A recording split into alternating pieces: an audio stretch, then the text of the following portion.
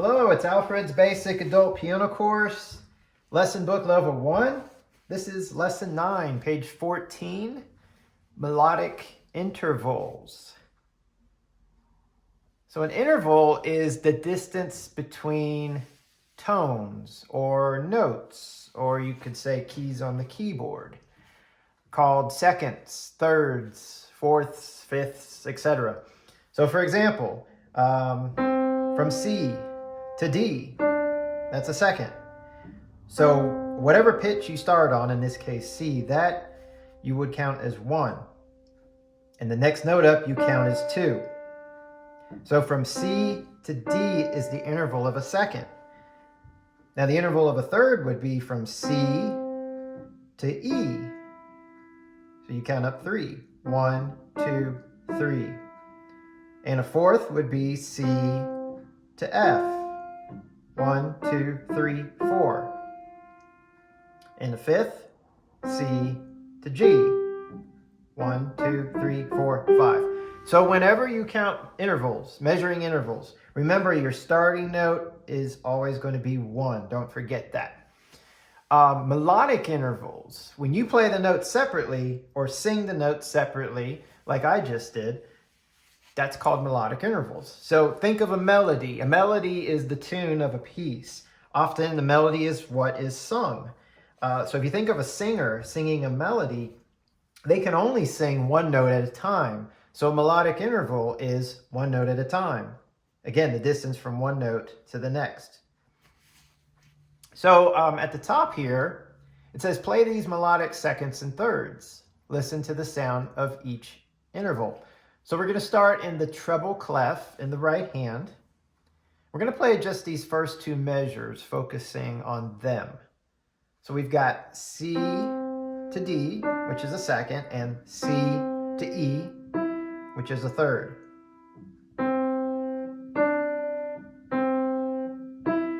So you hear the difference between the two. C to D, the sound is kind of close, whereas C to E, the sound is spread a little farther apart. And as you might have guessed, if you go up a fourth and a fifth and a sixth and so on, the sound gets further and further apart. And that's measuring melodic intervals by the way they sound. We've also looked at how to measure them on the way how they look on the keyboard. You can also measure them by the way they look on the staff. So in the treble clef, notice that a second, C to D, is aligned to a space. So what that means is middle C is a line note. You see the little ledger line that's going through C, that's a line note. D is a space note. It's on the space, right under the staff actually, but that is a space.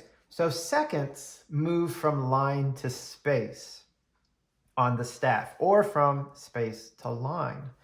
Thirds, on the other hand, move from line to line.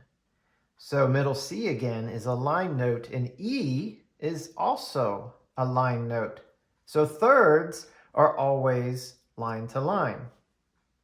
And again, the other way of differentiating a second and a third is the second, the notes are right next to each other. You can really see this on the keyboard. And a third is a skip. I've skipped a key. So seconds are next to each other, they're neighbors. And thirds are skips. You skip a note in between. So there's a lot of ways to look at intervals. And intervals is another way of reading music.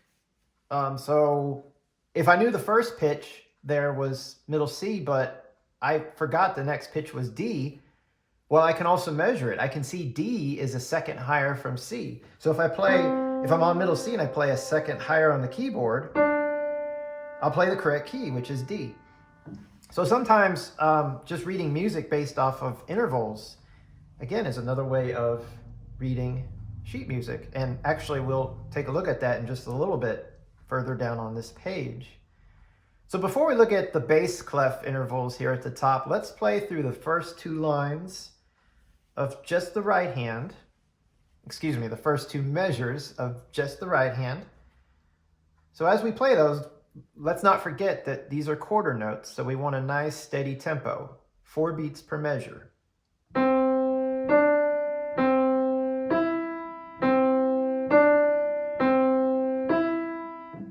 right, let's look at the left hand. So the left hand doesn't start on C, it actually starts on G. And you're going to use your thumb on G and second finger on F. So you're kind of going backwards, but there's still intervals of a second. G to F, that's a second. They're neighboring keys. G to E is a third. Again, we've skipped a note. So G to F is a second, G to E is a third. So let's play through those two measures of just the left hand.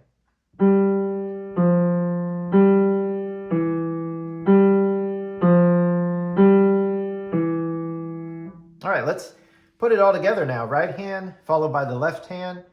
And at the end of the line, we see a repeat sign. So we're going to play the entire thing through twice.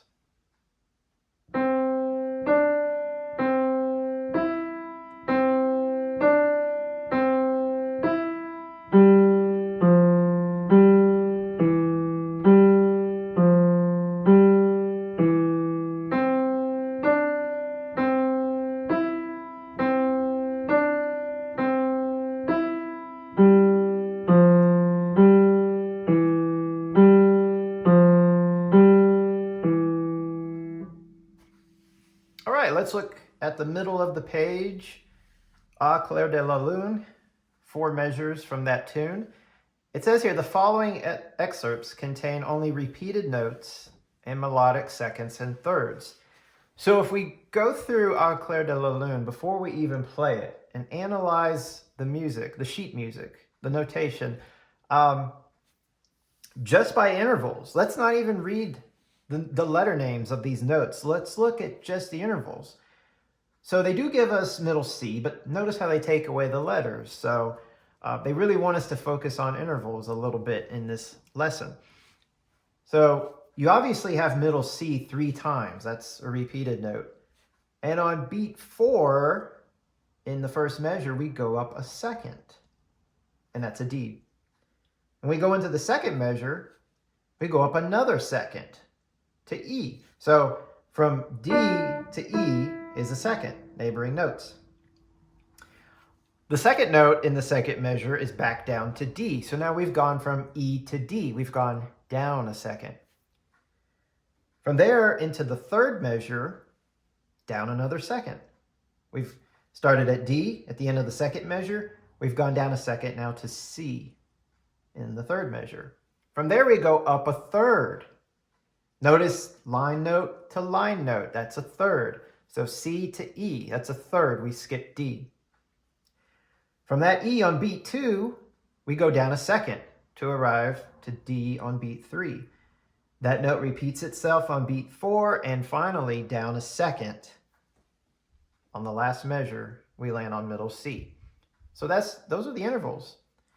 Before we play the piece, dynamic signs. Look in the pink box. This is the first dynamic sign we're going to learn. P for piano. That's an Italian word that means soft. So piano in music means soft. Whenever you see a P, such as the beginning of this piece, you're going to play quietly. Now, sometimes playing quietly is actually pretty hard, especially if you haven't learned the notes.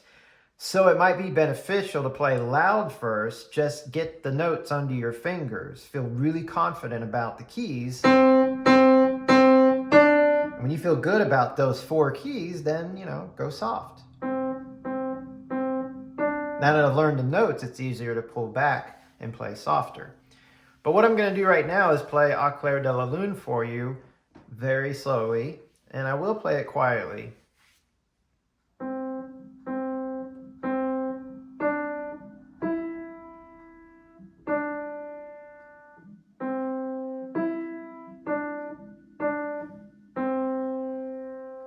And we'll repeat.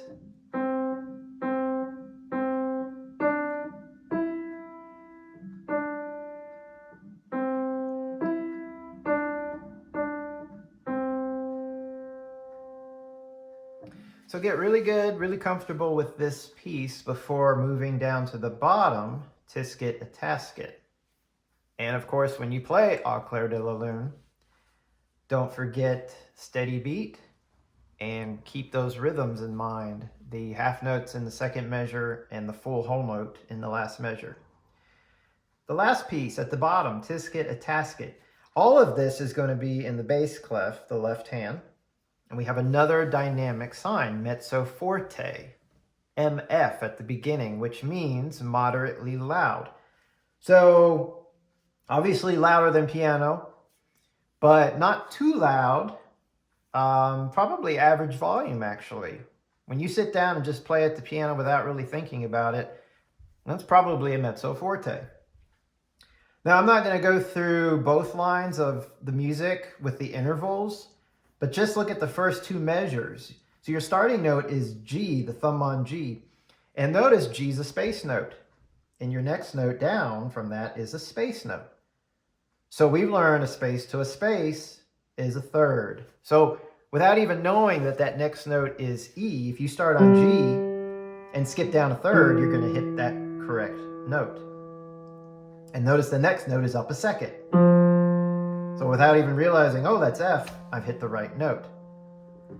Now, I'm not saying don't learn the note names. In the end, the best thing to do, if you only had one tool in music, it would be to know the note names. But there are other tools, such as reading intervals. So I do highly recommend you get familiar with that as well. All right, so very slowly, I'm going to play Tisket Tasket from the beginning.